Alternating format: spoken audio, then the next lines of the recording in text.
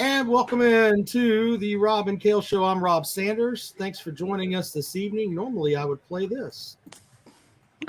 Welcome to the Rob and Kale podcast. Rob Sanders. Clemson is going to kick the shit out of the South Carolina Gamecocks probably for the next 10 years every time they run across each other. Kale Carolina Jackpot Hall. The South Carolina Gamecocks are weaker than a plate full of piss. The Rob and Kale podcast. For the next 10 years. Carolina Jackpot Hall. The South Carolina Gamecocks are weaker than a plate As full of piss. we roll along this evening, right here, we've got the NFC Championship going on, and Jackpot is coming back. I'm sure I don't know what happened to him there, but hey, he's here. We'll figure that out in a moment. Anyway, the Lions are choking. Jay is correct on that. They were up 24-7 at one point, and then all of a Welcome sudden, to the Rob and Kale podcast. Just close that. All right, we'll welcome Jackpot back into the show. Welcome, Carolina Jackpot. How are you, man? Rob, I'm doing fantastic. How are you tonight? I am well. I'm watching. You and I texted a little bit earlier about this game with the NFC Championship going on right now, and the Detroit Lions have never gone to the Super Bowl. And if they keep screwing up the way they've been playing in the third quarter, they're not going to go again this year. Currently, the ball game is tied. They were up 24-7, something like that. Now they're getting their shit punched in here. It was 24-7. They turned the ball over. They gave up a touchdown and quickly turned the ball over again on their own 20-yard line. Gave up another touchdown, and same old story. I mean, the better team looks like it's probably going to come out on top here. Back like we never left. I knew my 49ers pick was the right one because Detroit's just not they're not a second half team, but yeah, we'll see how this turns out. I don't know. I told Rob that I did not know that Detroit had never been to a Super Bowl before.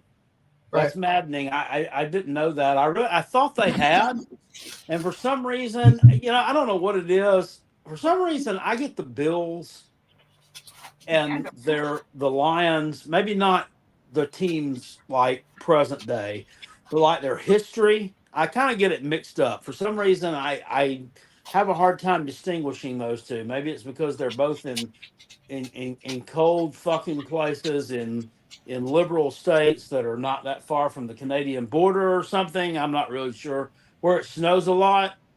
But anyway, I get them confused. So, Yeah. Whatever. I would like to pull for the Lions because I like to see the underdogs win something, but I just don't see them winning. So and I won the first leg of my parlay, which was the under on the Ravens Chiefs game, and now I need San Fran to cover the 7.5 here. So, hashtag pay jackpot.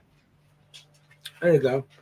Anyway, I'm sure that there are folks that are going to watch us this evening, but there's also folks that are going to be watching this game, and that's fine with that. Brock says Kale on a Sunday show. Kale doesn't miss any show. I think I've missed 2 Sunday shows probably out of the last 52 that we've done, but all of a sudden that becomes a questionable flex, I suppose. Nick says no work or anything else tonight. So San Francisco has Debo and Kinlaw. Yeah, I mean that doesn't. Yeah, that's good on Kinlaw or Debo. Kinlaw can go fuck himself. Don't care. Well, I don't acknowledge him as being a Gamecock after some of the shit he said. Well, look, I want to put something else out there with this evening too. Is fuck him. He's a football player. What was he? He fucking said our fans were the worst. On my soul. On my soul, your fucking team sucked dick. That's why we booed them. So go fuck off. Yeah, that's true. Well, anyway, I look at Detroit though with Penei Sewell, the big right tackle they've got. It's like a big time All Pro. Can you imagine? And I know LSU fans don't want to hear this because they're simpletons, but can you imagine if Joe Burrow had that guy protecting his backside over the slew of idiots that they've had back there, where he's had to have 2 season-ending surgeries because he's just gotten fucking walloped And I know they got Jamar Chase, and Jamar Chase is awesome. He throws the ball to him, and they played together in LSU, so they have to play it. Fuck off. When you get to the NFL, you need somebody that can protect your backside, not necessarily somebody you can throw the ball to. He would have another full season if Sewell was back there blocking for him over the guys that they have strung along at right tackle trying to protect him. You see Sewell at 345 pounds sprinting down the field on these damn pulls. I mean, that's part of the reason the Lions are so damn good. Goff gets time to throw the ball. But then it's like, oh, well, they have to have Jamar Chase. Oh, shut up. You keep on bitching. You keep on. I mean, what did this guy used to play for the Bengals or something? No, Penei Sewell and Chase came out in the same class. And the Bengals had the opportunity to draft Jamar Chase or get the best fucking right tackle in football. And they chose to go with Jamar Chase instead of having someone to protect Joe Burrow. That's why the Bengals are going to continue to be a shithole until the end of time. Fuck off. It's fucking Cincinnati. They don't win any world championships in that city. I mean, when was the last time they won a world championship? Like the 1990 when Rob Dibble and fucking Norm Charlton was out there throwing flamethrowers on the mound. Was that the last time they won anything relevant? I mean, yeah. Well, anyway, that's just things that I noticed there. Anyway, 24 all the late third quarter, I believe. Or they started the fourth. No, it's late in the third. So there you go with that. Tom says he hopes the Lions win. Okay, good for you, Tom. As they go to the fourth quarter. Like I said, I don't really care one way or the other. But I did pick San Francisco to cover and win, so that's why I was hoping they would. Strictly because of monetary purposes. All right. Well, we have a lot to talk about today, including we're going to talk about the SEC coaches on the hot seat, and I think Jackpot wants to rank them from 1 to what? I guess it's. Oh, was there 16 now? We've got 16 coaches in the SEC, and we're going to give them a ranking, a 0 to 10 ranking as far as being on the hot seat. Now, we're not going to rank them like that way. We're going to say, hey, Jim Bob, is he a 0 or is he a 10? He's a 5. He's middle of the road. Yeah. 10 means get your fucking ass out. 0 means, whatever. Jerry Wells said he got sucker punched at a Bengals concert. What kind of songs are they singing? Was it? Yeah, and Jay with the follow-up. It's better than being mouth pumped. Very good, Jay. Very good. Look, we've also got the we got to talk about the Clemson basketball game yesterday, South Carolina basketball game yesterday. We'll get into all that. Do you want to do hoops first or football, Jackpot? Which way do you want to go first? Let's get with some hoops first, because we can talk about football for a while. Hoops we can't spin on for too awful long. I mean, there's not really a lot you can say about it. And the Gamecocks are just all right. Well, yeah, the Gamecocks taking names right now. Gamecocks are playing some pretty good basketball right now. Not really much you can say more than that. They beat up Mizzou in a game that, they just went out and did what they were supposed to. Everybody expected them to beat Mizzou, and they beat them. Simple as that. I mean, I can't think of the thing about Mizzou's basketball team is they had lost. They were like 0-6 in the league, but they hadn't lost a game by like more than 6 points. Right. So I mean, they'd had some tough losses, but just a terrible team. And I mean, we did exactly what we should have done, to go out there and take care of business. I was kind of disappointed they were up by 12 early. They were going to blow them out. And then they let them come back and kind of hang around. I thought that kind of strange. Michi Johnson, 0 points yesterday. Yeah, I think that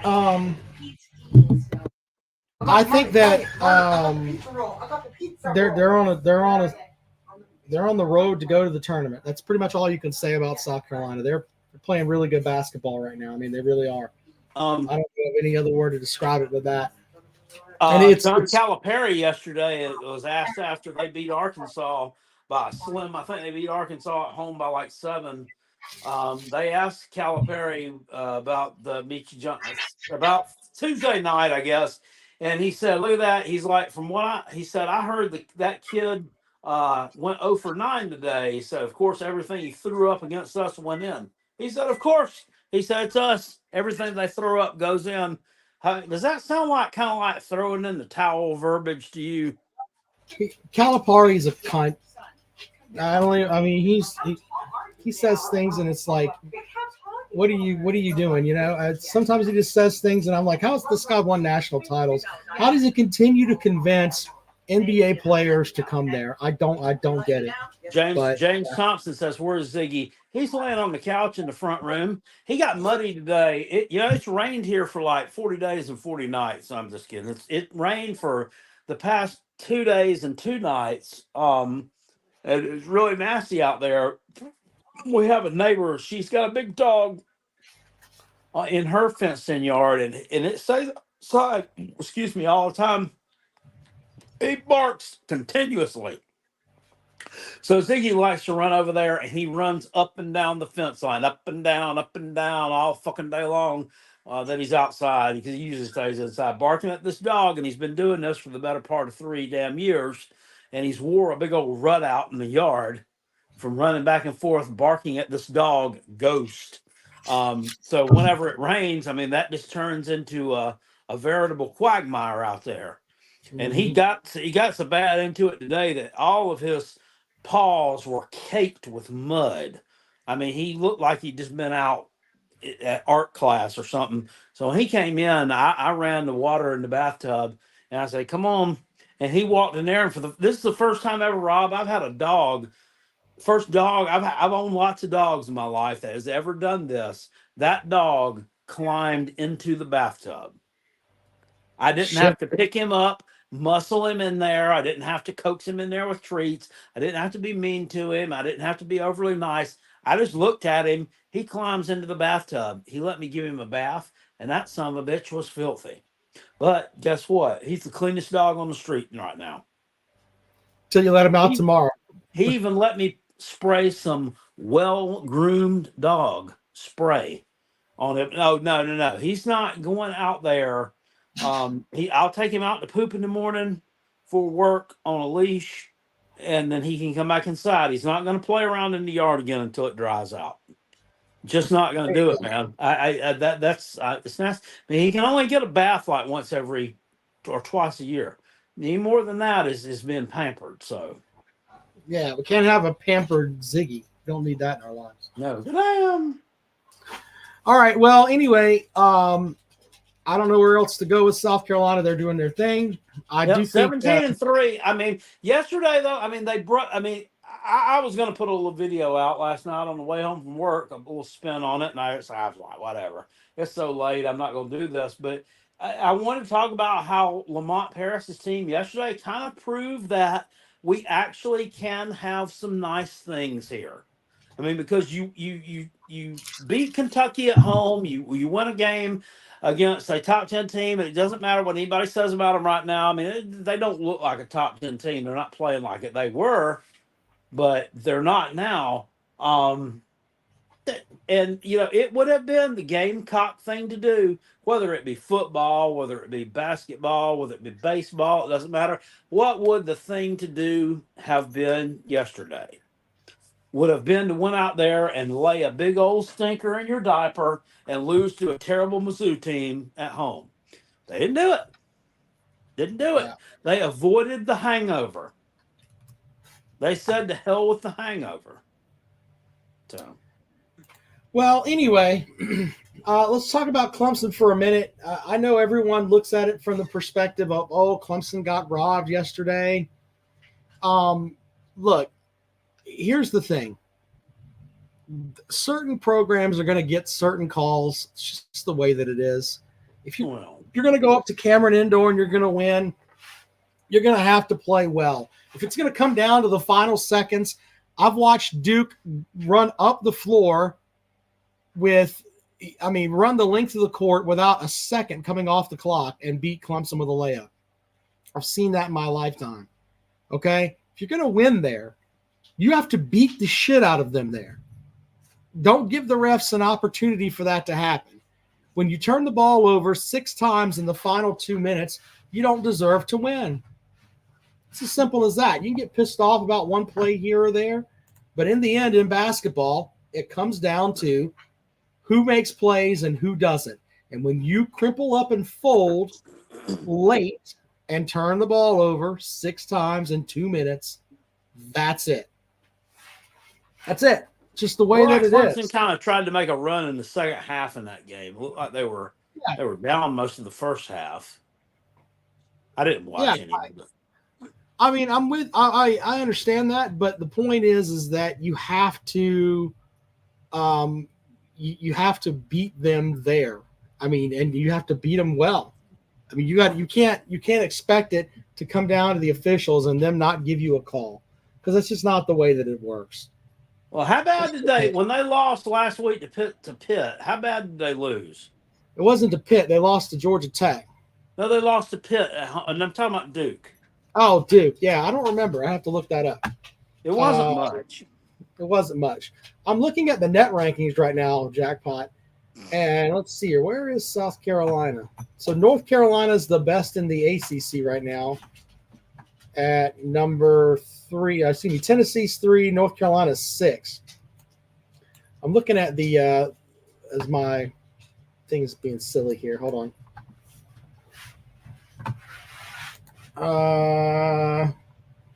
Man, I don't have you. Yeah, all right. So Kentucky's 22. Clemson's still 31 in the damn net rankings. South Carolina is below Clemson in the net rankings. I don't understand that, Jackpot. I really don't. You know what I mean? Well, they didn't beat anybody they didn't beat anybody in November and December worth of shit. That's what I mean. That's probably why. Yeah, I just when I look at it though, I'm like, man, Grand Canyon's ranked above South Carolina. And South Carolina beat Grand How? Who the fuck have they play? Who the fuck have they beat? They're 18-2, sir. That's why I'm saying these net rankings are fucking garbage. We're fucking 17-3, and one of our wins was against them. That's fucking ridiculous. Put us out there against them again. We beat them by fucking 15 points again, or whatever we did. You know, this game's Tuesday night's pivotal. If they can win that one, they're definitely going to move up. But I don't know. I don't know. I don't look for them to win it. Frank Martin used to go on the road. When Frank Martin would go on the road against Tennessee, you could just about chalk that up to being a 20-point bitch slapping. Sometimes it was competitive at home. I went a few years ago. We beat Tennessee at home. That was a big one. And Tennessee's been really good in the regular season, but you know when it gets to the postseason, they fold up like an old Dollar General lawn chair. Yeah. But I don't do anything. I think I got like 4 or 5 messages about Clemson hoops yesterday, and it's like I'm just when you step back and look at it, I don't know what you expect there. I mean, you know, I've said for a while that the way that Brownell coaches, you do really, really well in the preseason, or I say the preseason, the non-conference schedule. You come into ACC play, and let's not make it where ACC play is awesome, because last year it wasn't the best conference in the world, okay? But there are some teams in the ACC that can be a problem. North Carolina is always really good. Duke's good. After that, it's kind of a you know, kind of levels out. Syracuse had some tradition, but you know. Yeah, but I mean, none of those coaches. It doesn't seem right, even at my advanced age, for Jim Boeheim not to be coaching Syracuse. It doesn't seem right for Coach K not to be coaching Duke. So it's weird. Different, but still. On that front, though, Clemson ends up shitting themselves in conference play. Ray says chances a big-time program hires Lamont Paris away from the Gamecocks. No, I mean, we're 17-3. We're in the SEC. We got an 18,000-seat arena that we've been packing out routinely. I mean, I don't know. I can get much more of a big-time program than that, but okay. And then he says, safe to say no one is going to snatch up Beamer. LOL. Okay. I mean, I didn't really know that he was marketing himself out there, so probably not. They're probably not snatching him up. He's not. He's he's not up for the snatching right now. Well, let's get into our coaches' rankings here for on the hot seat jackpot. Where do you want to start? As my wife's over there correcting the dog. Where do you want to Let's start? just go with that. I want to go with that in alphabetical order. Going to go through all those SEC coaches. So we'll start with Alabama, and then we'll move to Arkansas and Auburn, and just go right on down the drip. All right. Well, we'll go. Alabama will be first. DeBoer's first season there, unless there's, and we need to put this out there too, unless there's some sort of scandal, like, he uses his university phone to call prostitutes, like the Ole Miss coach did. I mean, I think he's at at worst a 2, as far as getting fired. That's what I'm saying. I'd put him about at a 1. I mean, never say never. I mean, if he had if he went 7-5, 6-6 or something, you could look for some of those hillbillies to go crazy and say we're going to make some kind of move right now. But I mean, they lost a lot of players, lost a lot of talent to the portal. I mean, I don't know that. I think it was a lot of depth pieces. I think everybody important's coming back. So I think they're all worried about a bunch of nothing. I think they're going to do really, really well. I think he's going to be a good coach for them. But I'd put him at about a 1. I wouldn't put him at a 0. All right. Well, let's go after Alabama. We've got Arkansas. Arkansas with Jackpot's favorite coach. Yeah. Jackpot loves that coach. Yes, sir. I would put him at a solid 9, sir. I mean, he fired his offensive coordinator, Dan Enos, kind of toward the end of last season. This year they brought in Bobby Petrino, which, I mean, does that not seem like throwing darts at with a blindfold on to try to hope something will land? Because that really is just a strange hire given his history there and the way he left.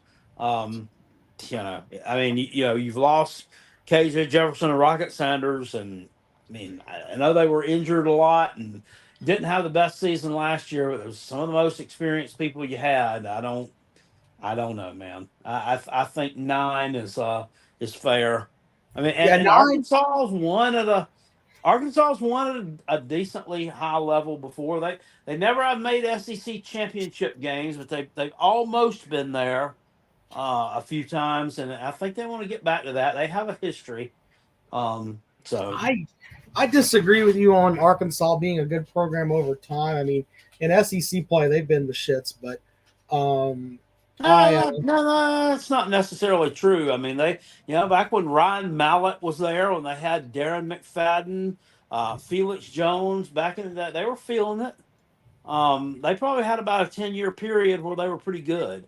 They almost beat Tennessee during their national championship run back in '98. About knocked them out of that SEC championship game.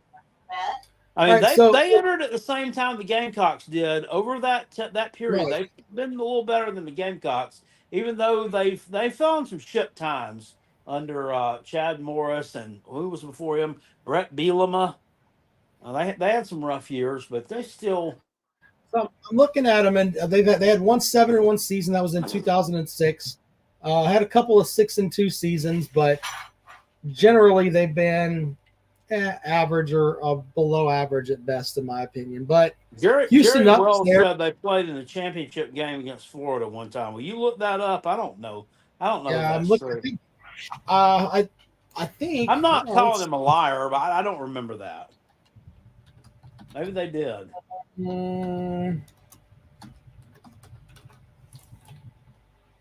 Now, hold on. Let's see here.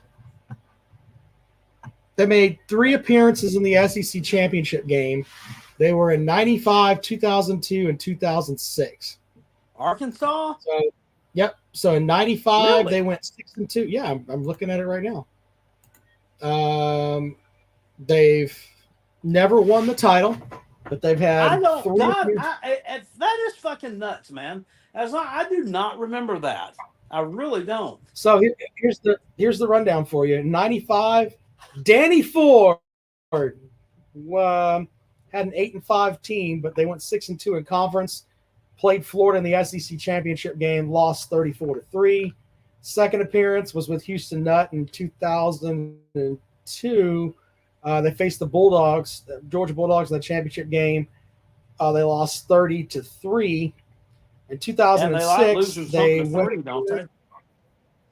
Yeah, they went again against Florida, and they lost 38-28. They went 7-1 in conference. Okay, so I take back what I said. They've been to the SEC championship 3 times since 1991.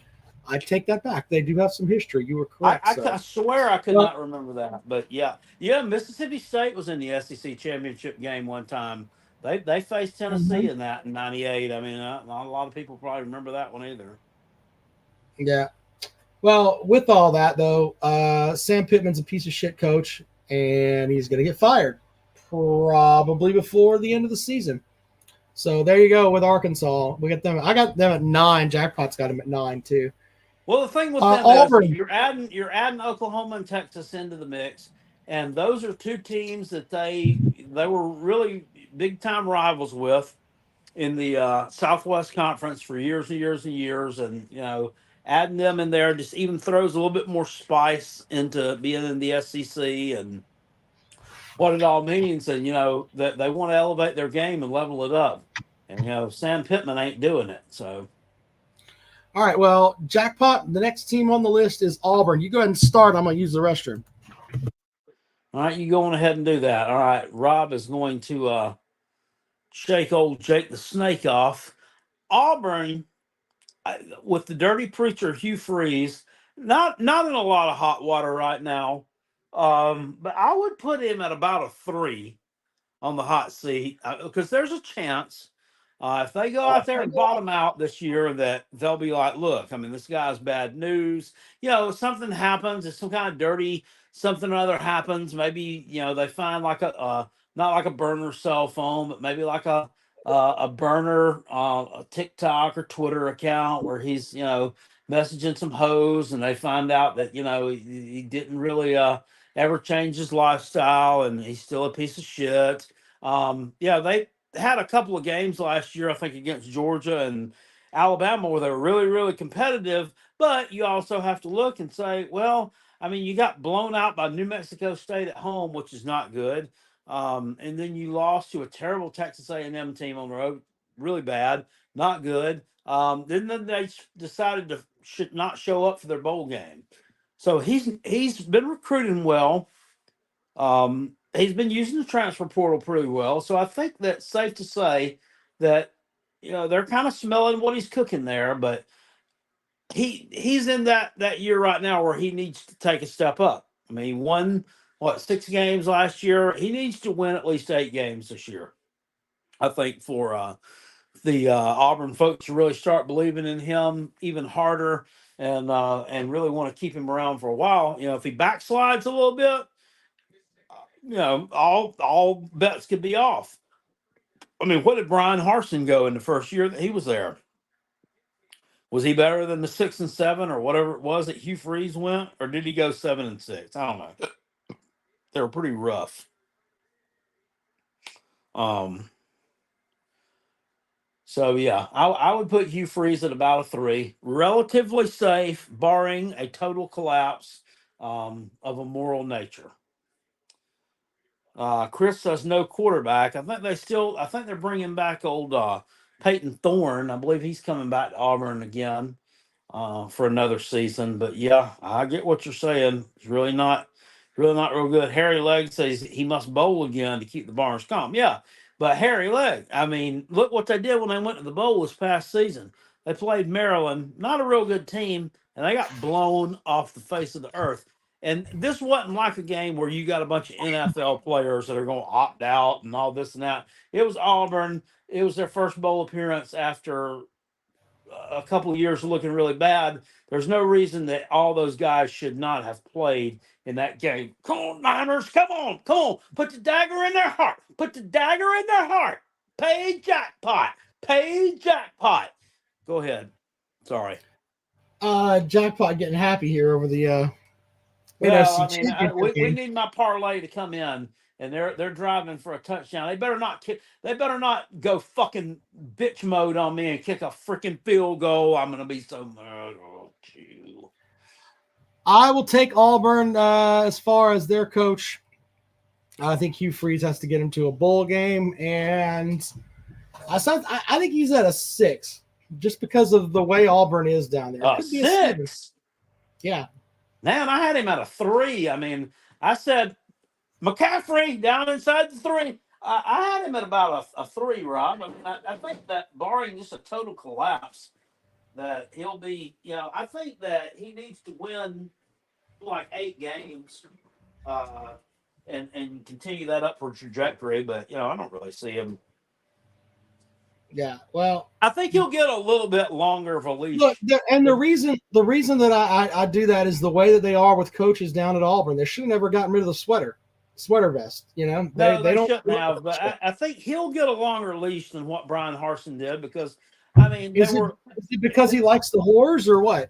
Well, Brian Harsin liked whores too, apparently. But touchdown, San Fran, because he was fucking his secretary girl that came from Boise State. She was a mountain woman. She had blue pubes, but I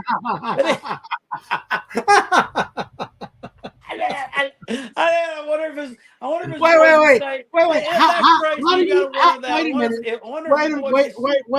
a goddamn minute, Jackpot. I'm not going to wonder if you need to walk back a little bit. How do you know for sure that they were Boise State? Did the Boise State whore dye her pussy hair blue?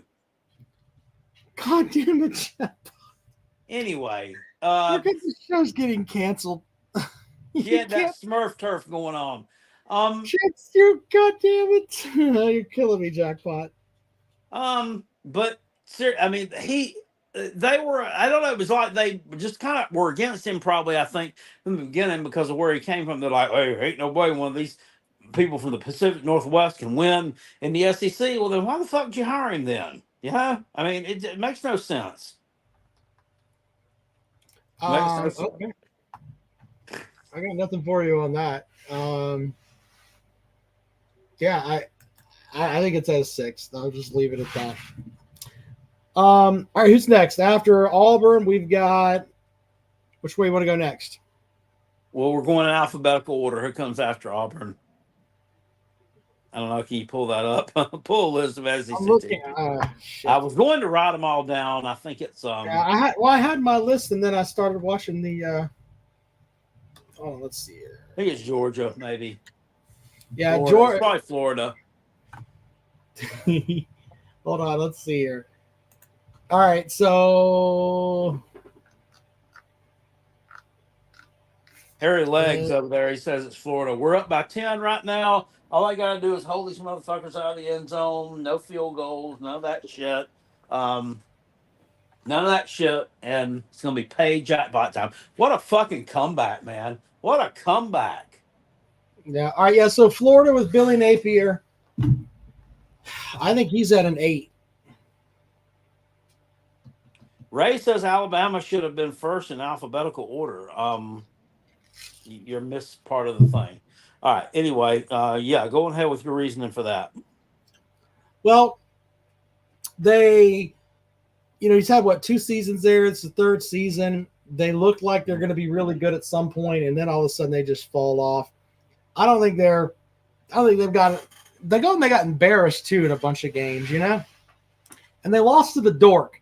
And losing to the Dork down there is not good for them. They think they should just hammer the Dork every time they play them. And the Dork kind of handed them their ass up there. So I think the combination of those losses, the fact they're not going to be this good either season either is going to be a problem. So well, I mean, the thing about it is they're kind of unpredictable too. If you remember, they went on the road and played the Dork. I mean, they played him down to literally the last fucking drive of the game on the road. I mean, after the Dork had handed Tennessee their ass the week before. Right. I mean, and then they beat Tennessee. They beat Tennessee during the regular season too. So, and a Tennessee man can sit here and argue, and they can bitch and moan a little bit. At 5-7, one could argue. I mean, They're not that far apart as a program, dude. They're really not. I mean, Yeah, well, results wise on the field, I mean it'll say so. They're not that far apart. So okay. Well, I still think he's getting fucking fired. well, he So probably will. I put him at a solid 7. I think that if he puts it all together, he has a chance to go like 8-4 this year, and that's a really, really tough schedule. If he does, I think he comes back the next year because, dude, they don't want to fire him because they're going to have to pay him a tremendous amount of money if they get rid of him. He's only been there 2 years. So they don't want to fire him, but if he goes like 8-4, and I think he could, they say it's a tough schedule, Jack Book, a real tough. I mean, they play fucking Miami and UCF. They could win both those games, and they're better than both of them, and they should be. They play some other nothing burger. That's 3, and they have some winnable games. They've got some that they'll probably lose, but I mean. Yeah, I mean, and still with the shit about Tennessee, they're not that much better than them. They're just not. They think they are because the results wise, because Tennessee got some victories against some shitty teams, but I'm telling you, Florida's not that much worse than you. all right. Well, next up on our list is Kentucky with Coach Stoops. I don't think they care about football up there, but as far as him getting Paul fired, White, thank you for the $20 super chat. We appreciate that. I did That's a not see while. that. He kind of popped our super chat cherry or repopped it because dang, it's Yeah. been a long time. We haven't gotten any super chats in a while. I wonder why that is. I don't know. Well, Maybe because we should- it's maybe we should everybody's talk dried about up. That's true. Anyway, thank you for the super chat, Paul. Very cool, man. All right. Anyway, next up on the list is Kentucky. I don't think that they care about football up there, but Coach Stoops is. You forgot Georgia. They're not going to fire him. Oh, I'm sorry.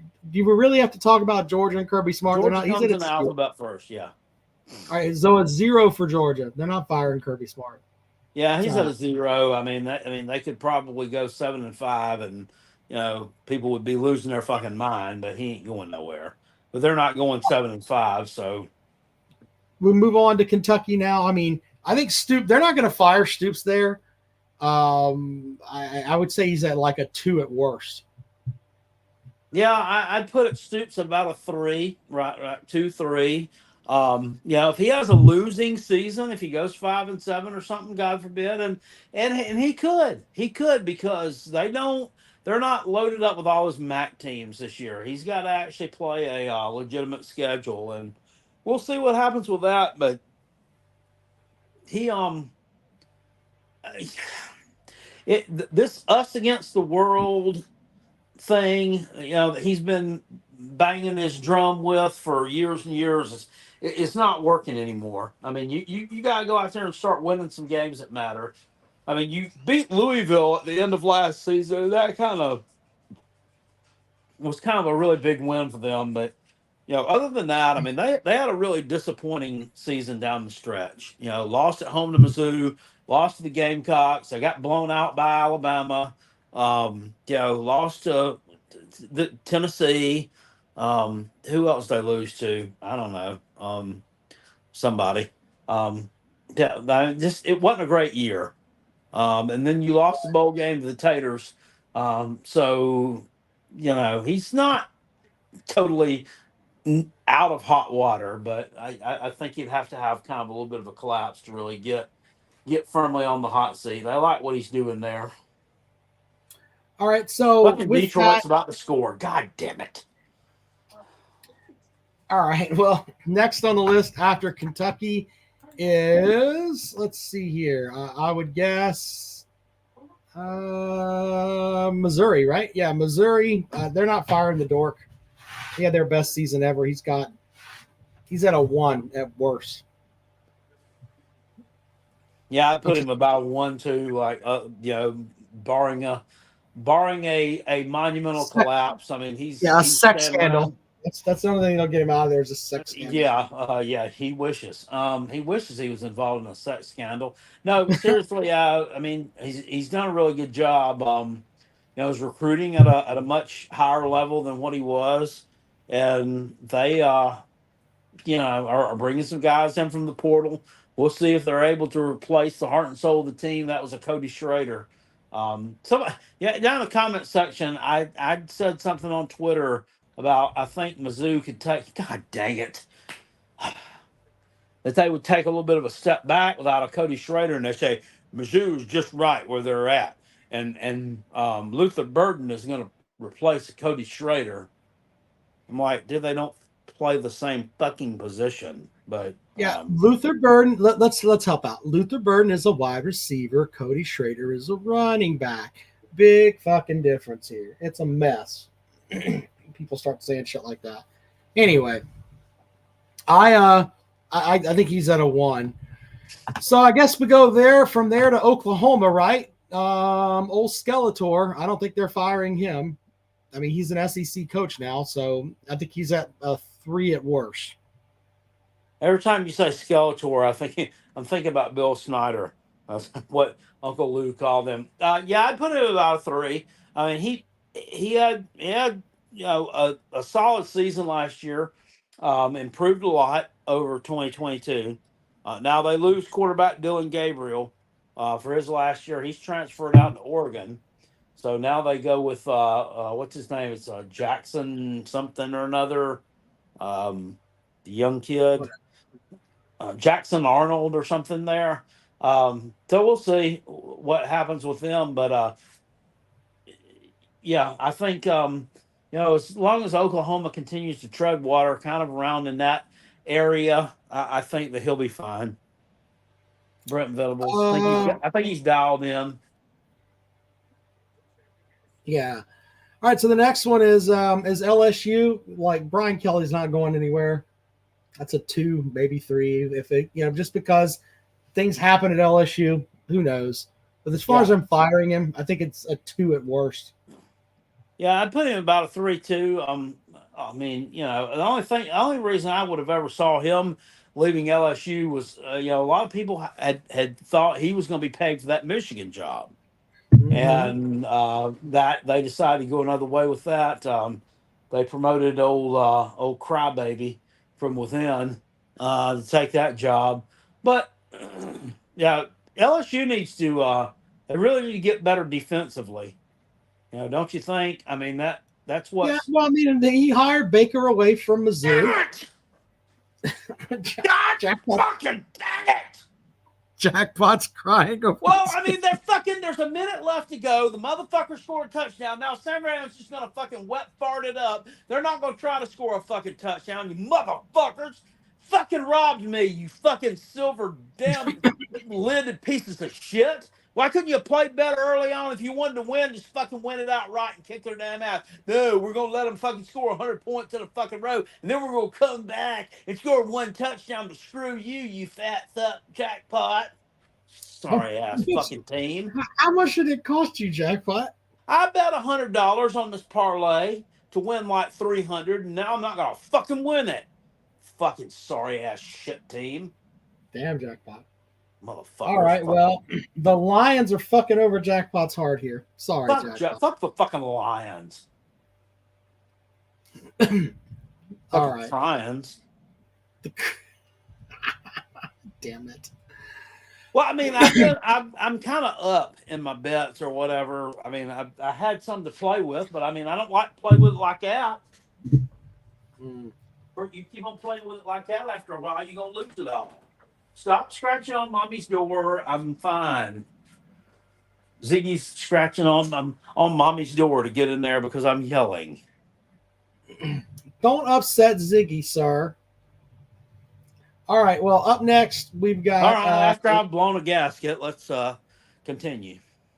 Well, I mean, I'm used to it. Jackpot gets pissed off, and then Jackpot's fine. He'll get over it. It's fine. It's just like watching a regular a season game. Yeah. All right. So with that, we go from we did LSU, and then after that we got the Mississippi schools. Like Lane Kiffin's not going anywhere. New contract. He's at a 1. Would you agree? Yeah, I put him about a 1. New contract. He's everybody's darling. Everybody's dark horse for the college football playoff. I mean, I don't know if I'm sold on that or not, but we'll see. I mean, he lost Quinshon Judkins. I mean, that may be a bigger loss than what they're ready for, but we'll see. We'll see All about right. him. He picked up Juice Wells, who I don't think is going to be as productive as he was. But we'll see on that front too.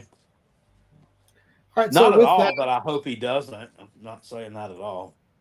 so Jeff Lebby is the head coach at Mississippi State. It's his first year. He's going to get plenty of time. Okay, So we'll I think give. he's at a He's a 0. I mean, that's. We're not firing him. It's not happening. All right, and then after that we go from let's see here. We've done Kentucky. We done so the next one would be what, Texas A&M?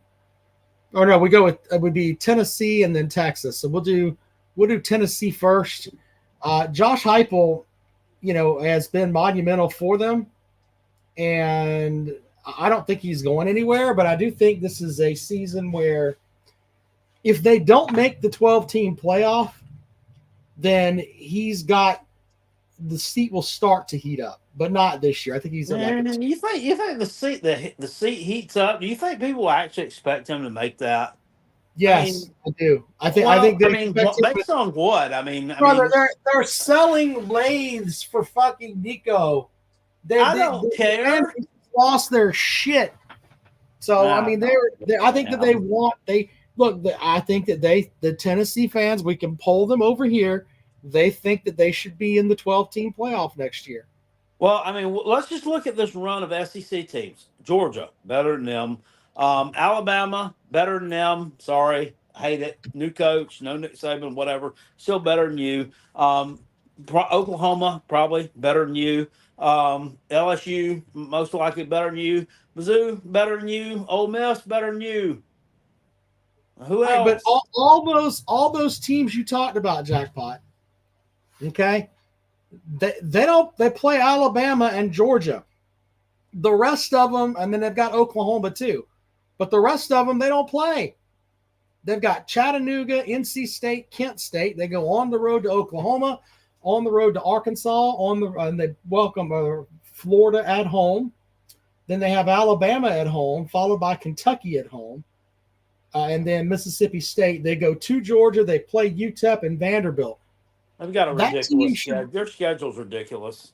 They're not. Their schedule doesn't look that hard from where I'm sitting. I don't think. Not. I think Mizzou was ranked as like the easiest SEC schedule this upcoming season. They got to be down there somewhere too. But I mean, that's what I'm saying. They don't have Missouri on the schedule. They get Alabama at home. They go on the road to Georgia. They don't have to go down to Florida. They play Florida at home. So it's like that's probably good for them. That's good for them. They don't win down there. They don't win at Florida. They don't. I think they're a much better program than Florida. When in reality, they're not. Right. But I think that, in my opinion, if he doesn't go a 9-3 or a 10-2, I think the seat's going to warm up a little bit. I really do. And 10-2 in SEC play gets you into the college football playoff, in my opinion, if there's a 12-team playoff. So that's what I'm saying. If he doesn't make the playoff, they're going to be looking around like, why are we playing in the Who Gives a Fuck Bowl again? Why are we doing that? I think fans are going to get upset. So I think he's at a 3 is where I'm going to have him. 3 or 4. Yeah, we'll put him about there. We'll stick him. All right. So Texas is next. Their coach isn't going anywhere. They like. Yeah, I put that at about a 0. Really, about a 0. And then there's not a whole lot of controversy this year, is there? Really? Mm-hmm. And then after that, Texas A&M has the brand new coach from former Duke coach. He's at a 0. I don't think. Yeah, Mike Elko. Fired. After that, you look at what you got. Vanderbilt. Oh, we got to do South Carolina too. We'll do South Carolina next since they should have been before Tennessee. But I think it's a proving year for Shane Beamer. I mean, if he doesn't go to another bowl game, if they can't win 6 games, Jackpot, I mean, don't you think it's time to at least start thinking about, hey, maybe this guy's a shithead? Yeah, I mean, if they don't win 6 games, go to a bowl game.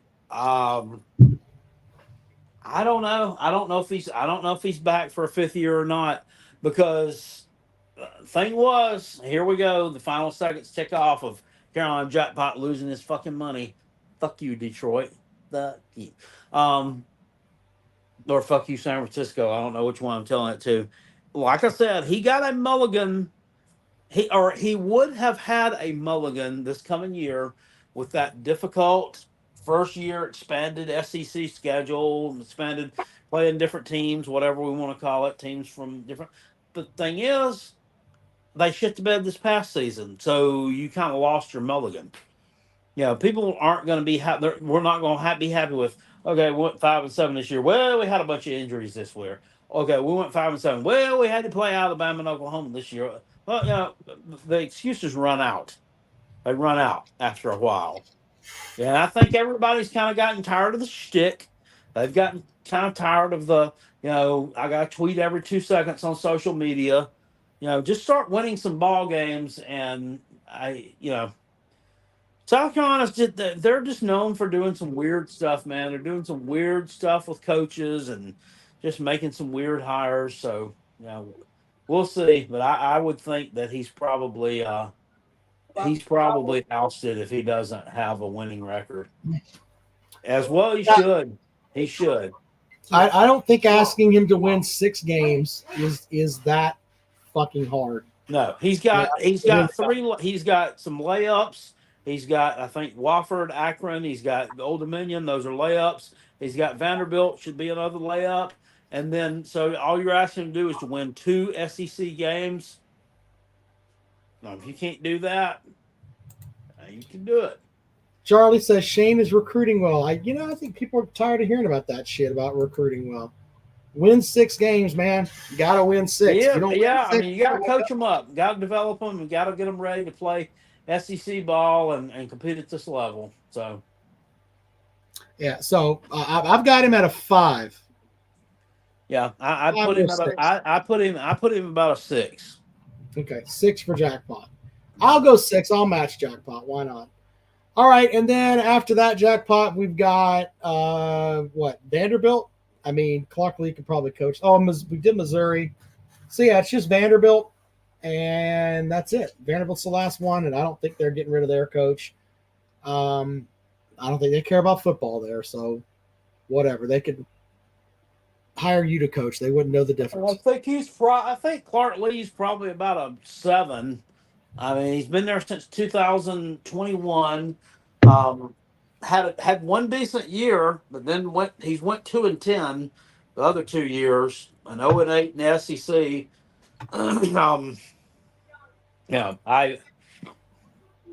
I don't understand why he was hired in the first place. I thought Derek Mason did a fine job there as head coach. I didn't win a lot of the SEC games. You're not going to win a lot of the SEC games at Vanderbilt. Derek Mason was passionate. He liked his job. He enjoyed being at Vanderbilt. So I think it was just dumb. But, I'd put it about a 7. I don't think they're going to keep him around to continue losing games like that and losing, going 0-8 in the SEC play. So.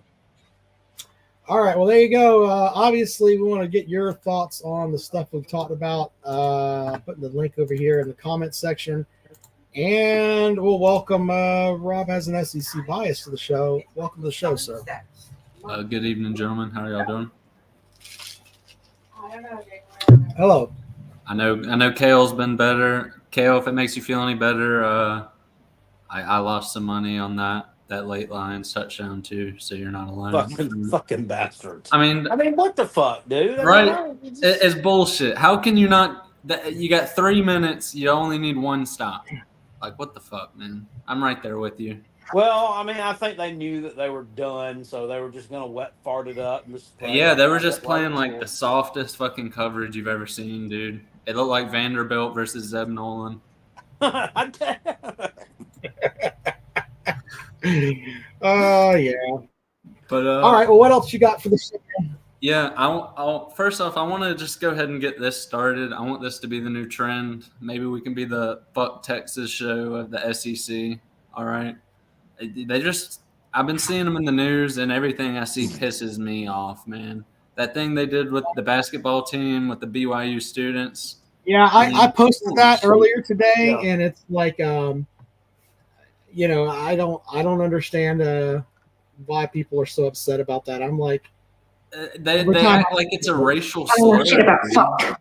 yeah, I'm with you. I don't get it. And you know, So I want to lead the fucking charge and welcoming them to the SEC with a big old middle finger. All right. Isn't it like in the SEC or the Big 12, Rob? Isn't it some kind of penalty or something if you do the Yeah. horns down, or they tried to get it as a penalty? No, it is. They do Well- unsportsmanlike conduct. They would do a 15-yard penalty in the, I think, if I'm not It's mistaken. not like you're throwing up the middle thing. What the fuck? It's the Yeah, softest thing I've ever seen in my life, dude. For a team that is supposed to be so prideful, supposed to have so much history, for them to just let a it's hand not. I mean, gesture- it's like you'd expect. I mean, it's not like Kansas doing it, you know. yeah, That's like the equivalent of Alabama. I mean, really. exactly right. And they get pissed. It don't matter. Like they were getting mad at the damn Mormons, man. It don't matter what school does it. It's the wildest thing to me, dude. So I hope every single school just gives them nothing but that. Well, the entire their year. basketball coach was chastising the UCF basketball players. Yeah, calling it And- classless. He said, "Don't you do that? That's disrespectful." But just shut up, bro. I don't know shit about fuck. exactly. I don't know. Could you imagine that happening like at South Carolina if we said, "Oh no, you can't say USC," talking about Southern Cal, like we got that butt hurt to where we complained to the fucking conference, or Clemson doing that with Death Valley and LSU, or just some dumb shit. It's just so backwards to me, man.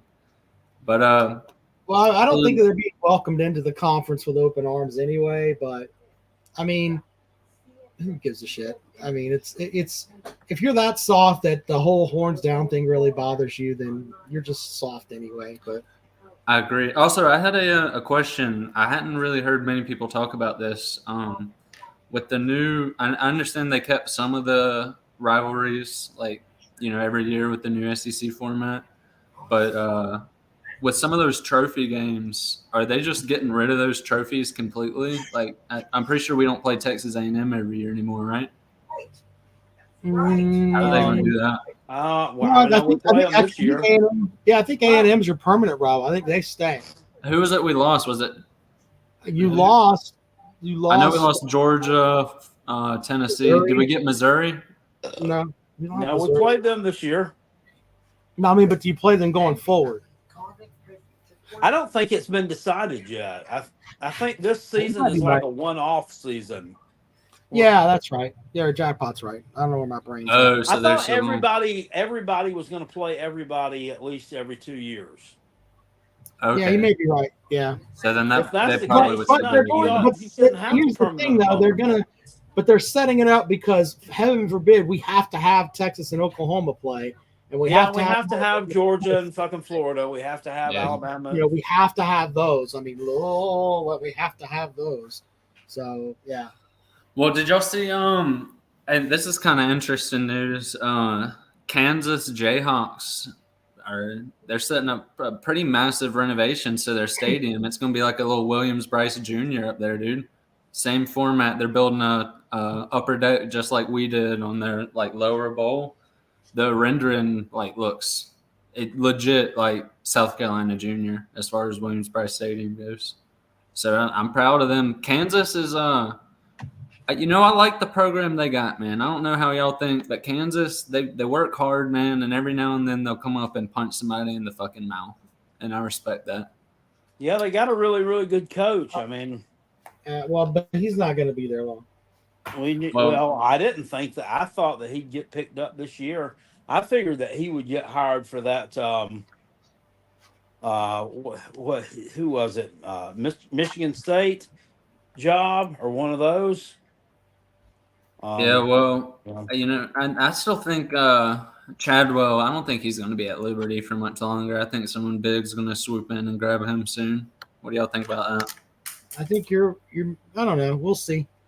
Who do y'all think's the next? What do y'all think is going to be the next big job that comes open? Like in all actuality, other than Michigan, of course. Florida. Well, that's not open anymore either. Oh, Florida. I didn't even see them. Who'd they hire? Oh, they hired that crybaby who They hired that whatever black the- guy who's crying when they beat Penn State.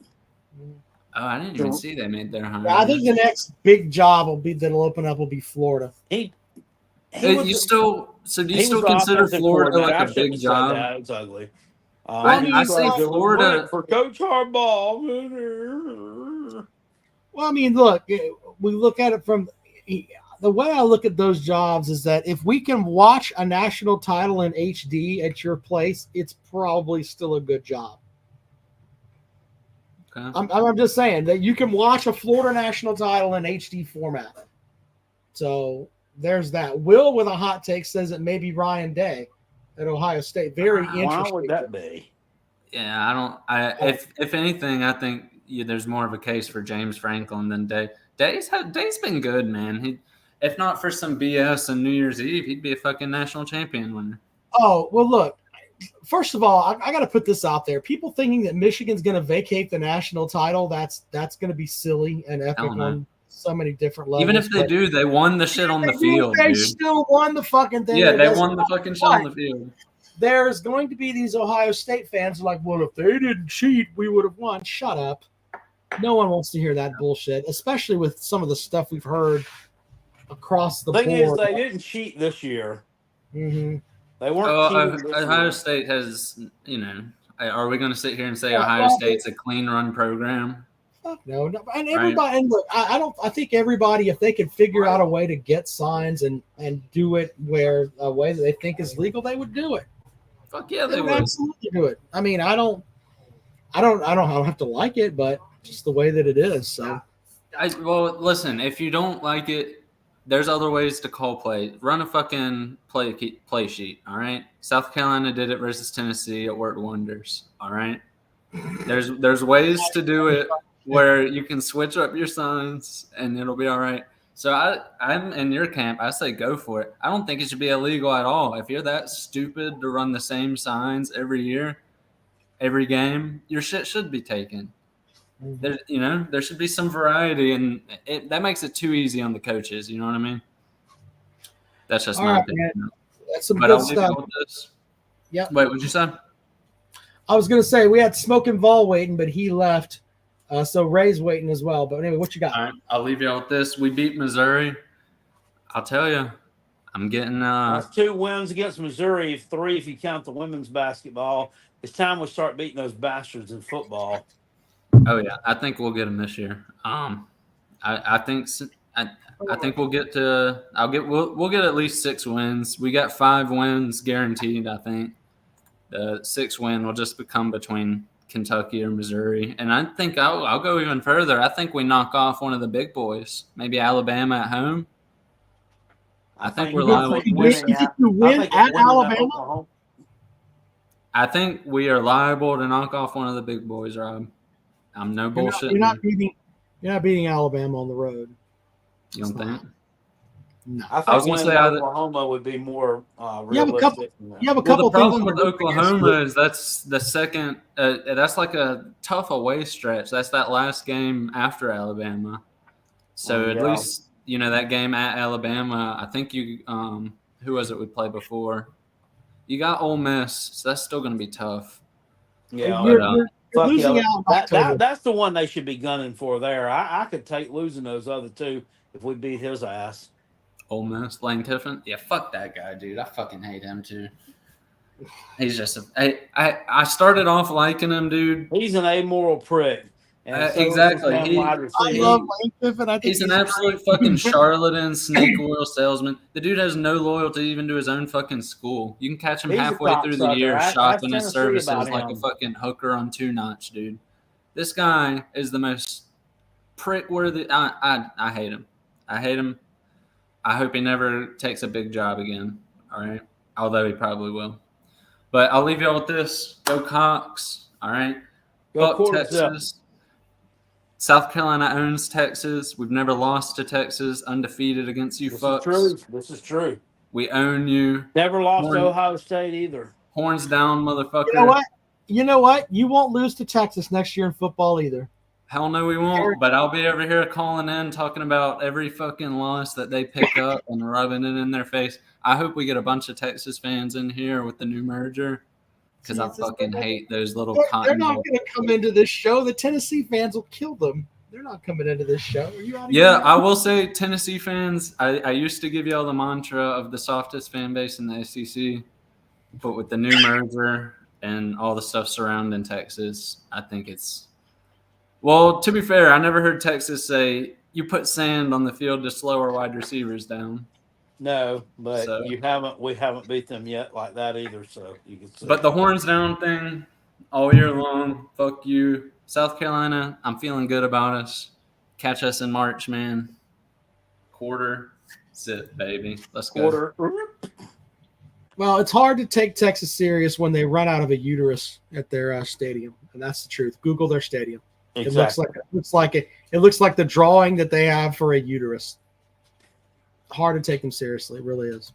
All right, Ray, thanks for joining the show. Before that, though, Big Barney Ross with the super chat. Thank you. He says, will DeVore develop a Southern accent like Brian Kelly did?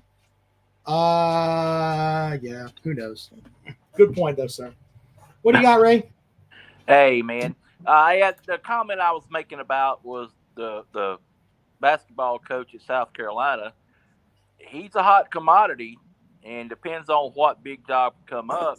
Now, if South Carolina was smart, they'd lock this guy up long term, for a lot of money. You think that's the game plan, Jackpot? Well, I mean, you'd hope so, but they've made some silly decisions. South Carolina's thrown some money around the past, 5-6 years, especially with some football coaches throwing around a lot of money that some guys didn't deserve, namely Will Muschamp and Shane Beamer.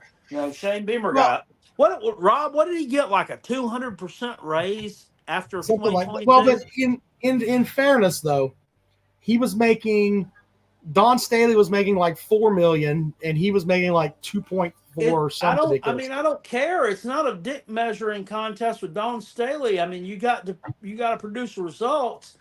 And he beat a couple of good teams, but he also lost to some shitburgers. And this year he lost to a bunch of shitburgers. And I bet just somebody was probably thinking, whoa, we probably should have reeled that in a little bit before we went out there, but we've already done it. And then, the same thing they did with Will Muschamp. They wanted to get rid of him after 2019, but they couldn't because the buyout was so high. Well, look, but I they have made mistakes there, but I think that if they're taking basketball seriously, if this guy makes the tournament in his second year, he deserves a raise. And I agree. There's something about him that's different. He's different than a Will Muschamp. He's different than Shane B. He's different. I mean, he's a calming presence. He doesn't speak a lot of bullshit. He doesn't do a lot of cliche. He's just like really down to earth and likable, and seems to really connect with the players. I mean, I've never looked at the wife. She doesn't watch basketball. She barely watches sports at all. And when we went to that game the other night, she's like, wow. She's like, these guys really play well together. They're just like, they complement each other so well. And then yesterday, listening to that game yesterday, the Gamecock announcers were talking about how this team plays better complementary basketball than any team they'd ever seen. And I'm like, wow, it's even the people that don't even know basketball know, what good looks like. So, yeah. Well, it's going to boil down to how serious they take men's basketball. Well, they're going to pay him. Let's not get stupid here. South Carolina has the money to pay him, and if he does well into his second season, they go to the tournament, he'll get a raise, and I think that especially with them winning games like they did the other day, winning against Kentucky as well, he's going to start making that concert hall they play in a tough place to play, because if you get just the lower bowl, it sounds hollow. But if you get 15,000, 16,000 people in there, it's going to be better. What Jackpot? What were you saying? Are you jealous because our arena is bigger than yours? Well, I mean, you play a concert hall. You sound jealous about it. I mean, I'm sorry. I'm not jealous of your arena. I'm sorry, it's bigger than yours. Look, you had a better arena. Carolina Coliseum's a better arena than all of it, and you guys chose to have a fucking concert hall. I mean, they wanted to get diverse with it. How they needed 18,000 seats. How is getting out of the Carolina Coliseum making you more diverse? Don Staley's team wouldn't have been able to fit in a 12,000 seat, 401 seat arena, which is what Carolina Coliseum held, 12,401. I still remember the capacity. I mean, there's a level of stupidity here that I'm just not going to. Ray knows. Ray knows. We played at Carolina Coliseum. They used to play in the the Tallahassee Leon County Civic Center. Oh yeah. Is that thing still there, or is it long gone? It's the TLCC. Yeah, it's the same one. We've done some renovations on it, but yeah, that's where we play. We play. So it's Carolina. It's the same place. Yeah, it's the same place. It's just some wow. renovations. Basketball, we don't take as serious as football. I mean, we kind of want to win, but we don't take it near as serious as football. But is Leonard Hamilton still the coach there? Leonard Hamilton, he's probably close to the end. After this year, maybe one more, he's going to hang it up. He's in his 70s. I remember when I first started going to South Carolina games, I remember Joe Williams, who used to be the coach at Furman, was the coach at Florida State back then. Right. Yeah. Yeah, that was back in the 80s. But I think he died. Durham used to be the coach there at one time. Yeah. Yeah. We've got some history, and Hamilton has done well at the program. He's had a couple of down years. The COVID year when they didn't have the tournament was our best chance to really win it all. We had a really good that year. Y'all were really good. We had a really good team that year. But I mean that the program. When was Bob Surratt at Florida State? That was in the early '90s, early to mid '90s. That's Charlie Ward. That John Cena look before we knew who John Cena was. Yeah, Charlie Ward played on that team as well. Bob Surratt, several Rodney Dobarge. I mean, Doug Edwards. Wasn't Sam Cassell on that team? Absolutely, Sam Cassell was on that team. Yeah, Sam Cassell. We joined in 1992 when we joined the ACC. Our first conference game was against Carolina in Carolina, and we beat them. And Sam Cassell called the Carolina fans a wine and cheese crowd. So that was back in the day.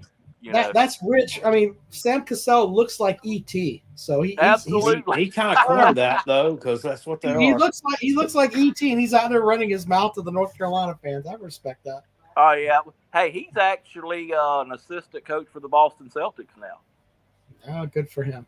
Yeah, but like I said, I had watched early, and I just started following him on a guy on YouTube, Sports Talk Jay. He's a Tennessee guy.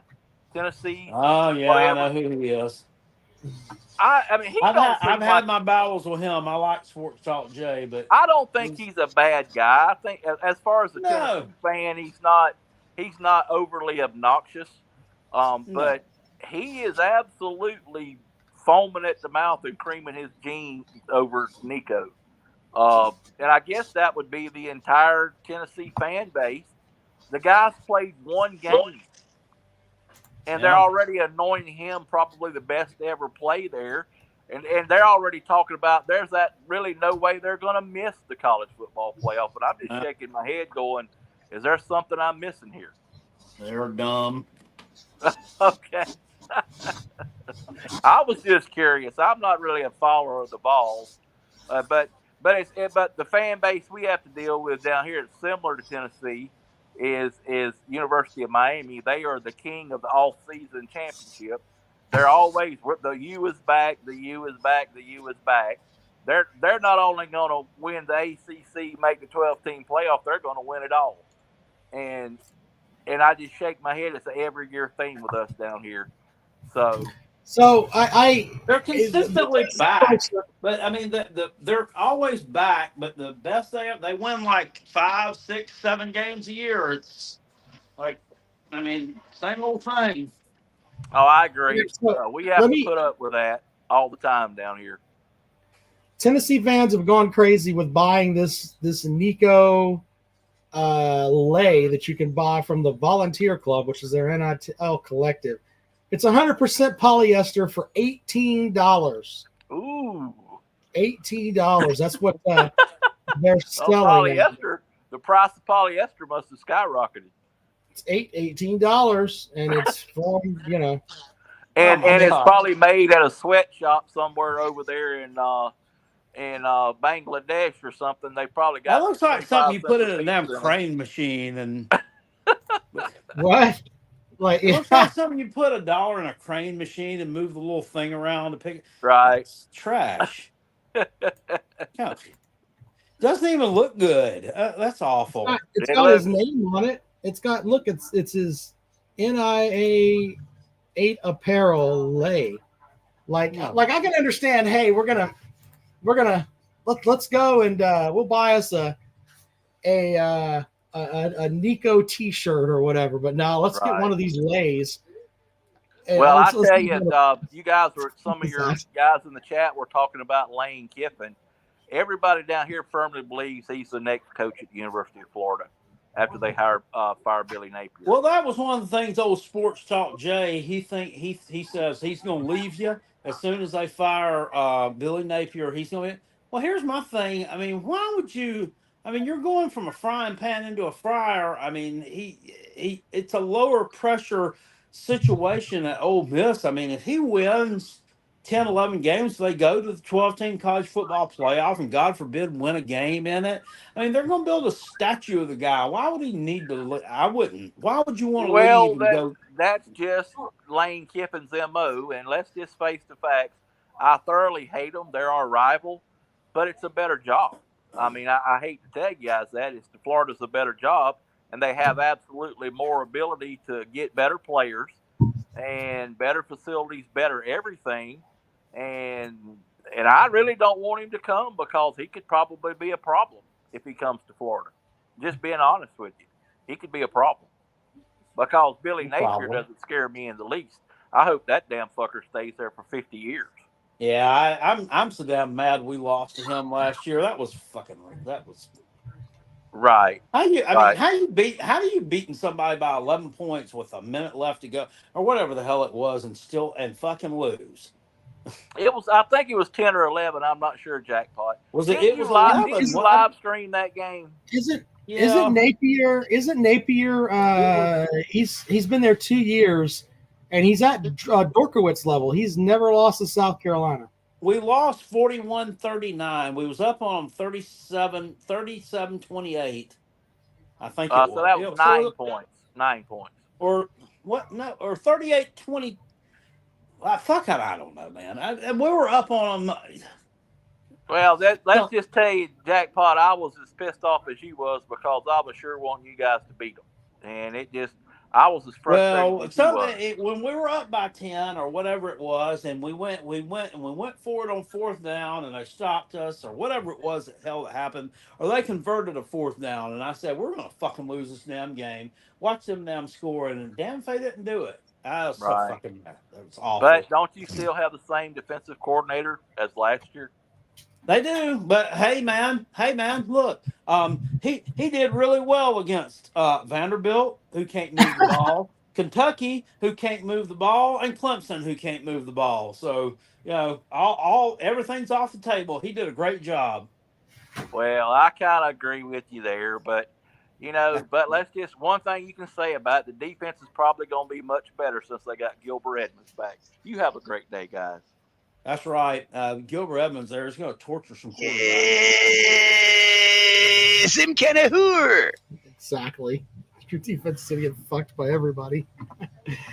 Brock with a comment. You just don't get it, Ray. Nico isn't human. He has the speed of a cheetah, the eyes of an eagle, and You the heart remember of a the lion. old vignettes back in the day? We didn't even talk about WWE or not. Back in the day when they did the Mr. Perfect vignettes where he threw a touchdown pass To himself, and he said whatever he hit a home run, and then but he wasn't a home run. You know why? Because he ran all the way to the outfield fence and he robbed himself of a home run. So that's a fucking such a crazy shit. So I posted something yesterday on, I think it was today on your timeline, where Dusty Rhodes slapped Baby Doll right in the middle of the ring, and it wasn't a working slap. He slapped the shit out of her. Yeah, I saw that. I was going to comment on it. Yes, Dusty Rhodes was a little bit of a hypocrite there because he slapped her, but then what was it? 6-8 months later, when Tully Blanchard slapped her, he comes out there to her defense like he's the knight in shining armor. Yeah. Man, yeah. I mean, and then I think Maglin TA slapped her too. That woman who got to Jim Cornette hit her in the damn gut with a tennis racket. I was there for that one. She supposedly couldn't have children after that. Damn, she did, and then she ended up being a wrestler. So I don't know. That's crazy. But that Vince McMahon stuff is just that. Did you listen to that? Wow. I did. We'll talk about that in a second. Let's get Chris's call in before we comment on that. Chris, what you got? All right, what's up? I tuned in the show a little bit late, and as soon as I come in, y'all just mad about Nico. Just mad about his height. Nobody's mad about it. I wasn't. He's making fun of his lay. I wasn't. I was making fun of the fact that they're selling lays with his name on it. I think that's funny. I mean, he's Polynesian. I think. What's wrong with that? I mean, hell, the kid was known for wearing them at his 7-on-7 and football games and stuff. Cool. I don't think most Tennessee fans can spell Polynesian. Maybe not. I mean, nobody had a problem when Alabama was leaning into it with Tua, and hell, you got people on the message boards asking if Tua can read the playbook because it's in English. Hold on, I got after Alabama too when they were doing the same stupid shit. So I'm an equal. I mean, UCF did it, Oregon did it. How many? The Polynesians didn't even figure out what Oregon was until Mariota was there. And now they put Polynesian patterns in their uniform. Clemson should have sold a DJ Uyunglele. Yeah, we should have sold some Uyunglele's.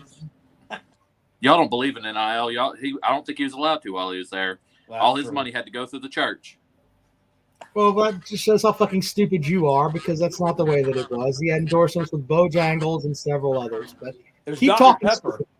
Dr. Pepper, too. He was with him, too.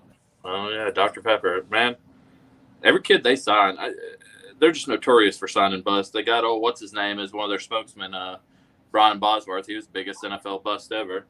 As soon as they started testing for steroids. So Jalen Hurts has signed with them and did ads for them, and he played in the Super Bowl last year. But yeah, he sucks. Sure, whatever. Hell, the Eagles are already ready to cut him. You think the Eagles are going to cut Jalen Hurts? Okay. Eagles fans are ready to. Well, that's fine. Maybe they can send Nico there, and then they can have Nico lays that are in the Tennessee, in the Eagles color. Maybe they can go with that. What are y'all gonna sell for Cage? You're gonna sell some Texas Gunslinger stuff, or I threw so many picks this year that I broke a record, or what? He didn't. Well, I mean, he hasn't broken any records, but I don't know. He's going to sell some 0 bars for 0 touchdowns against the Gamecocks. Oh my! Some 0 bars. There you go. That works. Yeah. Nah, I'll let you get on about Vince McMahon. He's a big old piece of shit. Hopefully,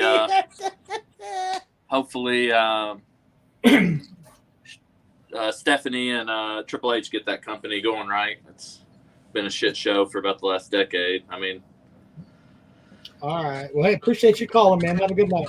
You too. All right, so we got to talk about Vince McMahon before we get out of here. So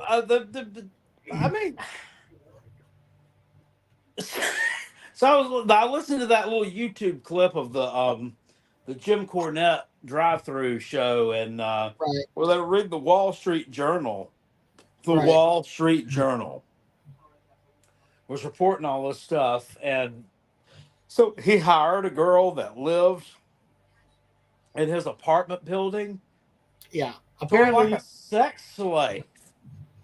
Right, and there's so many things that come from that, but maybe I have a different opinion of that. First of all, if she was made to do things against her will, then that is not cool, and that shouldn't happen, period. She signed an NIL agreement, or not an NIL agreement, an NDA agreement for $3 million got $1 million, and then came out of it. So some of the stuff that's in this, I read the majority of it, Jackpot, where he had sex toys that were named after his wrestlers at WWE. Yeah, that's what they were laughing about on the Cornette show. The I'm gonna give her the old Hulk Hogan here. give her the Mantar. Give her the Mantar. What an ass. They have one with that slick on the top and greasy. They called the Honky Tonk Man. Yeah, Honky Tonk Man is ribbed for her pleasure. And then the part that got me was the where she said he had defecated on her head during a threesome. Yeah, I read okay. that, and it's like, okay, how what in the blue?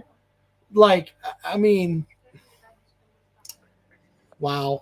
Do we really want to go into that, Jackpot? I mean, what in the hell is going on here where you get shit on your head?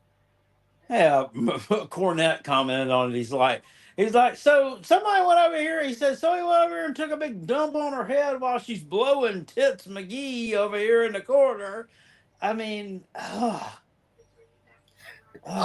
don't want anything bad to happen to anyone, but it's like, I wonder how much of it I wonder how much of what she said is true and how much is not. Not that I'm defending Vince McMahon, because Vince McMahon has been proven over time that he is kind of a shitbird. Yeah, more ways than one. It's a good shit, pal. I don't know where to go with all that, but I mean, the crazy thing is that they the thing with, he promised like they were promising Brock Lesnar could hit this woman or whatever. It's like, I mean, you're Brock Lesnar and you're a world champion athlete, and you're like, hey, I get to go after a woman that is Vince McMahon's sex slave. That's what I want. Is he married still? Is he married to Sable? He's married to Sable, yeah. Wow. I mean, it's like, what the hell happened? I don't know. Jerry says he treated the Ugandan giant horribly. Yeah. I mean, there's a lot with all of that, but it's like, man, I watched the Royal Rumble press conference last night, and they asked Triple H about it, and he's like, we're doing all that we can to make sure things like that don't happen again. So, but I wonder if Vince McMahon is going to be like, now he can't. He used kind of a hostile takeover to get back in. Now the way the laws were rewritten, he can't do that again.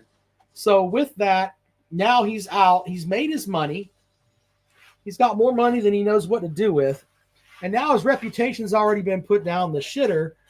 So now he may sit here and be like, I'm not paying these whores nothing. That's the mentality that he'll have. And he'll get Jerry McDevitt to go to court and try to bring these women out. I thought that guy retired. Oh, he's still Vince's attorney. He'll get. They said something about that we I don't know. In that article, it said there was a comment made where she they said we need to do such and such this to keep this lady quiet, and she said, and that McMahon had said something about it's going to be hard for her to talk with a cock down her throat. Cock in the throat, pal. I wonder what Linda has to say about all this. Oh, Linda hasn't been with him since '95. You know that as well as I do. I just think that I think now, like, WWE's gotten so corporate now, and I mean, it's like it's at the point where they were glad this happened so that they can get him out of the damn boardroom now. Because now Nature Boy said Vince made the chick send a Lesnar pit. Yes, from what I understand. Yeah, apparently that happened. They said it's something about that. Well, they named it as a former UFC competitor, and I was like, Ronda Rousey? Because that's who I immediately thought of when they were talking about WWE and former UFC, and I forgot all about him. Yeah, I mean, he's part of. Well, it was either Ronda Rousey or him, and even if it was Ronda, that would have been an even weirder turn here. An even weirder turn. I don't know where they go from. I mean, look, they're supposedly in this war with the AEW folks, but I watched some of the AEW stuff, and it's like, I don't know, man. It doesn't grab me like the WWE stuff does, but The what's that? it doesn't grab me and like hold my attention like the WWE stuff The does. AEW? Yeah. Yeah. No, I So I'll watch. Like I plan on watching Sting's that's like last match. I watched that, and when I've watched the old the TNA, when I used to see that back in the day, Yeah, they kind of reminded me of one another. It's like they had the high flying styles, a lot of colors, everything going on. It's like they're both trying to replicate the WCW of the 97, 98 time Yeah. frame, and I can it see that. didn't work. Yeah. Just didn't work. I think that but I mean, they're supposed to be in a battle with them, and it's like Yeah. that's not really there. Are you gonna watch Sting's last match? Yeah, I'll watch it. I don't know. Like, well, would you buy it for $9.99 on whatever the hell it is? Is that how much it is? It's just $10. Let me look and see. Hold on. What's it called? Sting's. I I thought it was one of those. I ain't paying no more than that. Yeah, Sting's. I'm trying to figure out how much it costs. I thought it was one of those $9.99 pay-per-views, but last match. Say, oh, here you go. If they're charging like $70, well, they have it. Let's see here. Well, let's see here. That's from November. No, I'm not paying $70 to watch that. Are you crazy? Why so they're asking me that? No. Let's see here. It'll be on. Wait a minute. Let's see if we can. We'll just go to the AEW site. It's AEW. It's called Revolutions. Dynamite, or it's called Revolutions. The name of the pay-per-view, right? Let's see your events. yeah. Okay, so that's Collision. January 31st. That's Dynamite. Well, this is where you can buy tickets. When is this event? Collision. It's like the 1st of March. Oh, okay. March 3rd, Revolution. Details. All right, let's see here. Revolution 2024. Sting's last match. You can still buy tickets. It's in Greensboro. Yeah. They don't tell you how much it costs for the you can still buy tickets, but you can't. I don't know how much that shit's going to cost. Who knows at this juncture? Like, I would since it's his final match, you know, maybe you could argue.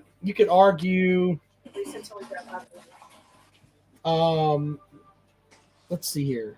You could argue, hey, maybe watch it for $10 or whatever, but I don't know if I would pay any more than that though. Jesus. Well, you know, Sting's first match on TBS, I was able to watch it for free because it was on the Clash of the Champions. Yeah. He wrestled Ric Flair. Yeah, so there's that. Well, I don't know. I'm in the camp of I would watch that, but I'm not paying more than I mean, I'd probably pay $10 for it. I honestly haven't been to a wrestling event in a long, long time. You know, I might. I don't know if I could get a couple of tickets for it at a decent price. I might actually like to try to go to that. Hold on, let me tell you. Let's see how much the tickets are. Hold on, let's see here. Join the queue. It was like $30 the other day, but I ain't Oh, okay. paying no. I'm just gonna see how much the damn ticket costs are, man. What the hell?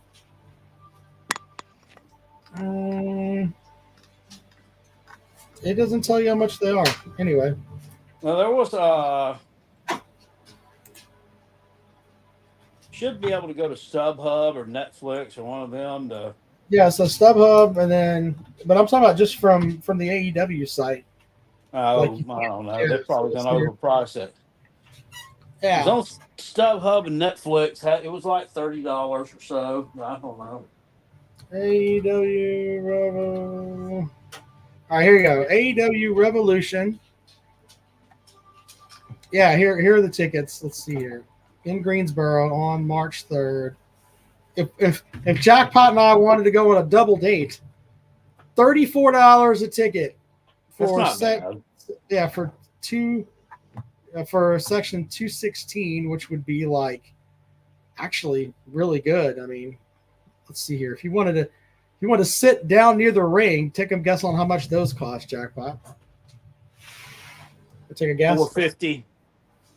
$17.90 for Shit. that's what I'm looking at.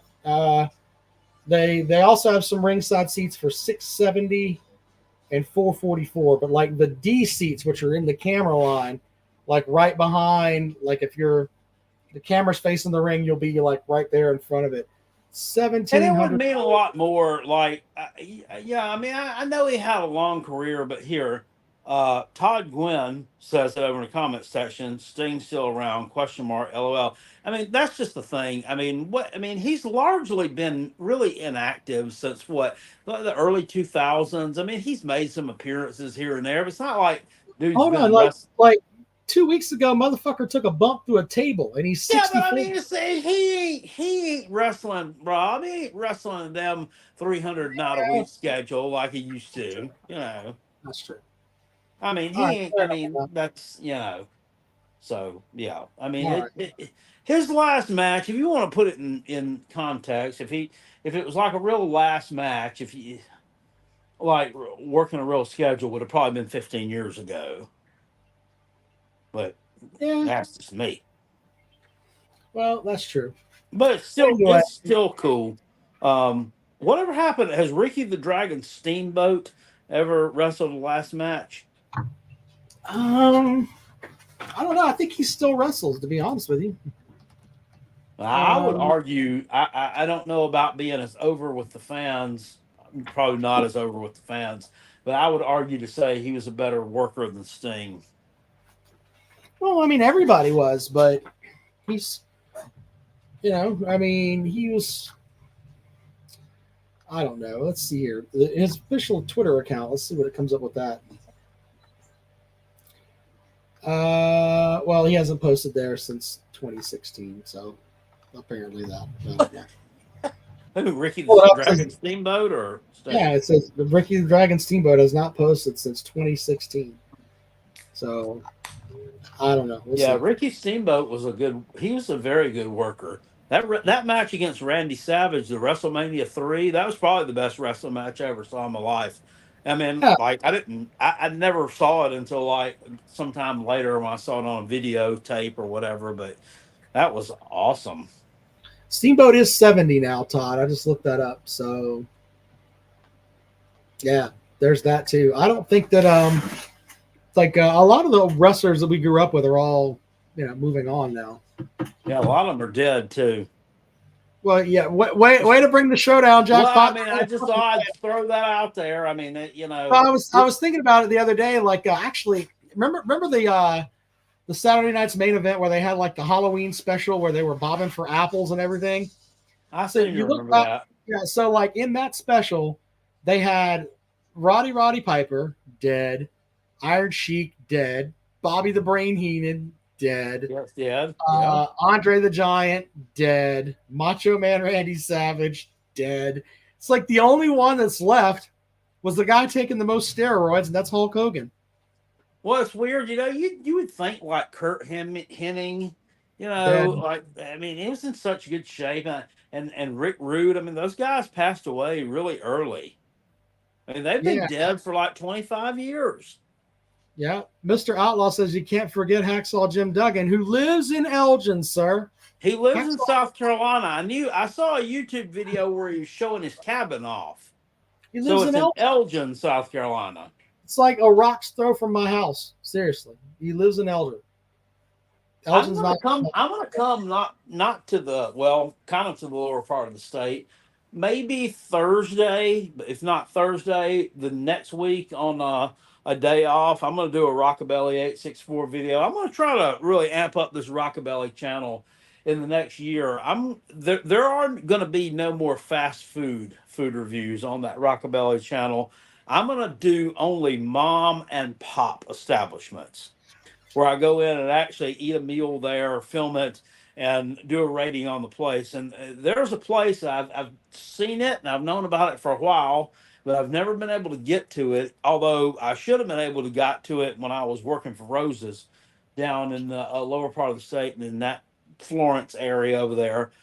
In Scranton, South Carolina, there's a place called Schoolhouse Barbecue. And this restaurant is literally in an old schoolhouse.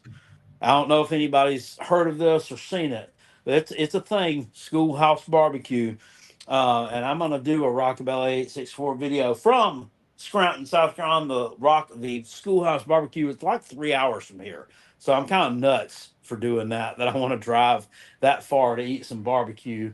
But sir, if they're a mom and pop place, you better make sure they're open that day because a lot of these they're only open Thursday, Friday, Saturday, and Sunday. Oh, okay.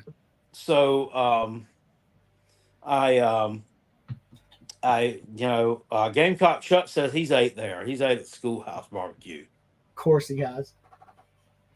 Well, that sounds interesting. You should do, what is it? God. The next time you come down for a basketball game, you got to go to Palmetto Pig. That's a locally owned place. It's right there by the stadium. Yeah, and one can forget the Sheely's Barbecue in Batesburg, Leesville is an excellent place too. Yeah, that's a good place. I don't know if you've ever been Farm there. Boys in Chapin, because that's like right off the Chapin exit on your way down from up there. You can try that. Where's that? Farm Boys in Chapin. Well, I'm gonna tell you what. I try to avoid that Chapin exit right now because they've got that thing down screwed 6 ways from Christmas, where they're widening the interstate down through there. I mean, it's like this road goes this way, and none of it makes any sense. So, yeah, that could be good. You could do that and have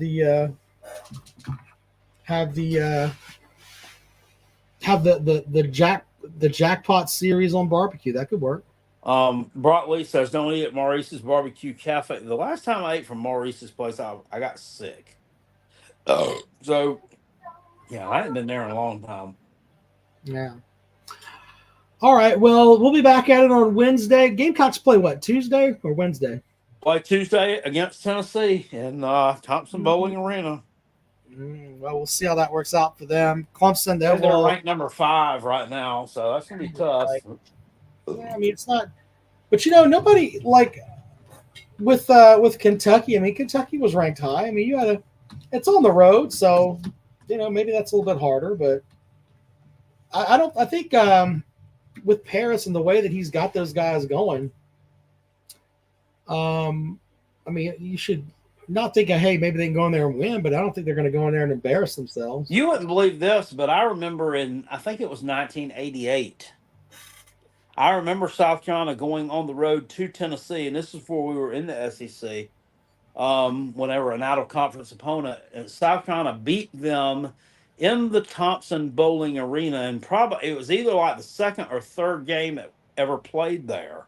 When it was a brand new arena, George Felton took that group of young men, the Gamecock basketball 5, up to Thompson Bowling, and won there in overtime. And then he drank a beer afterwards, from what I understand.